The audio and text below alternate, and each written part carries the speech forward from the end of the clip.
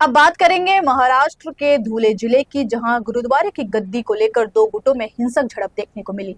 इस विवाद ने इतना तूल पकड़ा कि गुरुद्वारा परिसर में जमकर पथराव हुआ और लाठी डंडों से भी हमले किए गए। इस घटना की मुख्य वजह पूर्व प्रमुख बाबा धीरज सिंह खालसा की हत्या से जुड़ी बताई जा रही है। दरअसल सिख समुदाय का आरोप है कि बाबा धीरज सिंह की हत्या के पीछे बाबा रणवीर सिंह का हाथ था, जिन्होंने पिछले 2 दिनों से गुरुद्वारे पर अवैध रूप से कब्जा जमा रखा था। इसी तनाव के बीच गुस्साए लोग जब गुरुद्वारे पहुंचे तो अंदर से आंसू गैस के गोले छोड़े गए और पथराव शुरू हुए। पुलिस के अनुसार स्थिति को बिगड़ता देख भारी पुलिस बल मौके पर पहुंचा और स्थिति को नियंत्रण में लिया।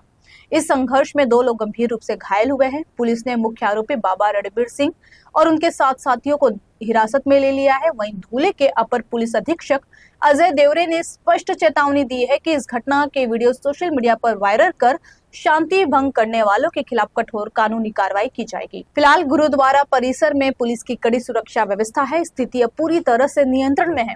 कई शिकायतकर्ताओं ने पुलिस स्टेशन जाकर अपने बयान दर्ज कराए हैं और दोषियों के खिलाफ सख्त कार्रवाई की जाएगी। धुळे येथील गुरुद्वारा गुरु नानक साहिबजी येथील पुढे नेमका यातला मुख्य म्हणून कोण राहणार याच्यावरून शीख समुदायातील 2 गटांमध्ये वाद होते। त्या अनुषंगाने आज या ठिकाणी त्यांच्यामध्ये थोडी वादावादी आणि हातापायीची झालेली दिसते।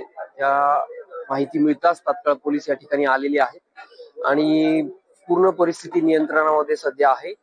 ज्या आताची घटना झाली आहे त्याप्रमाणे जी फिर्याद दाखल करण्यासाठी तक्रारदार पोलीस स्टेशनला येत आहेत त्याप्रमाणे तक्रार दाखल केली जाईल आणि संबंधितांवर योग्य ती कारवाई केली जाईल। त्याचबरोबर असंही निदर्शनास आलेलं आहे की या घटनेच्या अनुषंगाने काही लोक चुकीचे व्हिडिओ बनवून त्याच्यामध्ये अफवा पसरवण्याचं काम केलं जात आहे। तर माझी सगळ्यांना विनंती आहे, कोणत्याही पद्धतीच्या अफवा पसरू नये, अफवांवर विश्वास ठेवू नये।